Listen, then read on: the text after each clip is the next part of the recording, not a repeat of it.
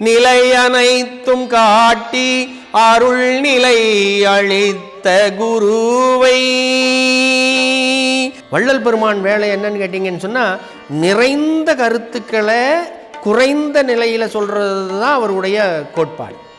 இப்ப இதையெல்லாம் சுருக்கி அருட்பெருஞ்சோதி மகாமந்திரத்தில் கொடுக்கிறார். நீங்க அருட்பெருஞ்சோதி மகாமந்திரம் மேலான நிலை, அதற்கு அடுத்த நிலை அருட்பெருஞ்சோதி அகவல், அதற்கு அடுத்த நிலை 6000 பாடல்கள். இறைவனுடைய தன்மை என்னவோ அதுவாக நான் மாற வேண்டும் என்ற ஒரே சிந்தனையோடு இருப்பதற்கு பெயர்தான் ஆன்மயம் ஆகி இருக்கின்றார். இது மரணமிலா பெருவாழ்வு அனைவருக்கும் சாத்தியமே என்று நம்மையெல்லாம் அழைத்து மகிழ்கின்றார். எனக்குள் இருக்கின்ற சிற்சபையினுடைய உண்மையை கண்டு அறிந்தேன், இந்த வீடு பேருற்றேன். நீங்களும் உங்களுக்குள் இருக்கும் சிற்சபையினுடைய நிலை கண்டறிகின்ற பொழுது நீங்களும் அடைய முடியும் என்பதுதான் மரணமிலா பெருவாழ்வில் வாழ வள்ளல் பெருமான் அழைத்து மகிழ்கின்றார்.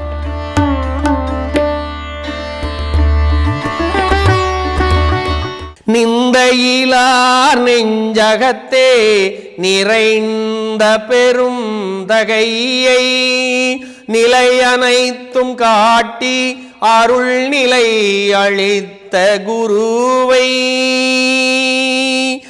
எந்தையை என்றணித்தாயை என்னிரு கண்ணினுண்மணியை என் உயிரை என் உணர்வை என் அறிவுள்ளறிவை சிந்தையிலே தனித்தினிக்கும் தெல்லமுதை அனைத்தும் செய்ய வல்ல தனித்தலைமை சிவபதியை உலகீர் முந்தை மலையிருட்டொழிய முன்னுமினோ கரடமுடு கொளித்து கடைமரட நடு கொளித்து முயன்றே. இல்லை என்ன சொல்றாரு, ஏற்கனவே சிவகதின்னு சொன்னார், இப்ப சிவபதின்னு சொல்றார். சிவபதியாக தெள்ளிய அமுதத்தை எனக்குள் சுரக்கக்கூடிய சிவபதியாக அருட்பெரும் ஜோதி ஆண்டவர் இருக்கின்றார். எனவே இப்பொழுது நான் அந்த அருட்பெருஞ்சோதி அமுதத்தை உண்டு அருள் வாழ்விலே நிலைத்திருக்கின்றேன். இந்த நிந்தையிலார் நெஞ்சகத்தே தான் இந்த மாதிரி இறைவன் அமருவார். நிந்தை என்றால் பிறர் இடத்தே குற்றம் குறை காண்பது. ஏனென்றால் இந்த மனம் குற்றம் குறை காண்பதுதான் அதனுடைய வழக்கம். ஆனால் ஆன்மா குற்றம் குறை காணாது. இறைவனுடைய தன்மை என்னவோ அதுவாக நான் மாற வேண்டும் என்ற ஒரே சிந்தனையோடு இருப்பதற்கு பெயர்தான் ஆன்மா. அந்த நிந்தை இல்லாத செயலை இந்த ஆன்மா செய்கின்ற செயல்களின் மூலமாக எல்லா நிலைகளையும் நமக்கு அது காட்டும். அருள்நிலை அளித்த குருவை. இப்ப இந்த இடத்துல என்ன செய்கிறாரு, அருட்பெருஞ்சோதி ஆண்டவர் தான் எனக்கு குருவாக அமர்ந்தார் என்று வள்ளல் பெருமானார் அவர்கள் இந்த இடத்திலே கூறுகின்றார். இப்ப இந்த அருட்பெருஞ்சோதி ஆண்டவரை சொல்லுவதற்கு எந்தையை, என்னுடைய தந்தையை, என்னுடைய தனித்தாயை, என்னிரு கண்ணினுன் மணியை, என் உயிரை, என் உணர்வை, இவை எல்லாம் அருட்பெருஞ்சோதி ஆண்டவரை குறித்த பல பெயர்கள் சொல்லுகின்றார். தனித்தலைமை சிவபதியாக இருந்து முந்தை மலை இருட்டு ஒளிய. இப்போ நான் முந்தை பல காலத்துக்கு முன்பாக நான் பல பிறவிகளில் எடுத்திருக்கின்ற ஆணவம், கண்மம், மாயை, மாமாயை, திரோதாயை என்றவற்றில் இருக்கின்ற அந்த மலங்களை எல்லாம் அகற்றி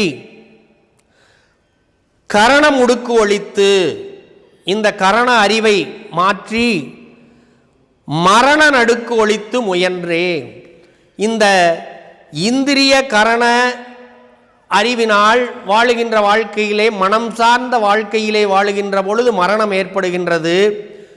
ஆன்மா சார்ந்த வாழ்க்கையிலே மரணமிலா பெருவாழ்வு கிடைக்கின்றது என்ற உண்மையை வள்ளல் பெருமான் உணர்ந்து அம்மயம் ஆகி இருக்கின்றார். இது மரணமிலா பெருவாழ்வு அனைவருக்கும் சாத்தியமே என்று நம்மையெல்லாம் அழைத்து மகிழ்கின்றார். சொல்லுங்க ஐயா. தனித்தலைமை சிவபதியை. ஆமாம், தனித்தலைமை. ஆமாம், அப்படிங்கிற இடத்துல சிவபதி உலகி. ஆமாம். தனித்தலைமை என்பது என்னன்னு கேட்டிங்கன்னா, தனி என்றால் வேறு என்ற அர்த்தம் அல்ல, மேலான, ஒப்பு உயர்வு அற்ற, உயர்ந்த, உவமேயம் உவமானம் காட்ட முடியாத, இது மாதிரி அதுன்னு சொல்ல முடியாத ஒன்றுக்கு பெயர் தான் தனித்தலைமை. மேலான தலைமையிலே இருக்கக்கூடியவர், இதற்கு மேலே தலைமை இல்லை, மேலான தலைமையில் இருக்கக்கூடிய அருட்பெருஞ்சோதி ஆண்டவர் அவர் எனக்கு சிவபதியாக இருந்து எனக்கு அருள் பாலித்திருக்கின்றார். உங்கள் ஒவ்வொருவருக்கும் இது நடக்கும். ஏனென்றால் எனக்குள் இருக்கின்ற சிற்சபையினுடைய உண்மையை கண்டு அறிந்தேன், இந்த வீடு பேருற்றேன். நீங்களும் உங்களுக்குள் இருக்கும் சிற்சபையினுடைய நிலை கண்டறிகின்ற பொழுது நீங்களும் அடைய முடியும் என்பதுதான் மரணமிலா பெருவாழ்வில் வாழ வள்ளல் பெருமான் அழைத்து மகிழ்கின்றார். அடுத்த பாடல் சொல்லுங்க.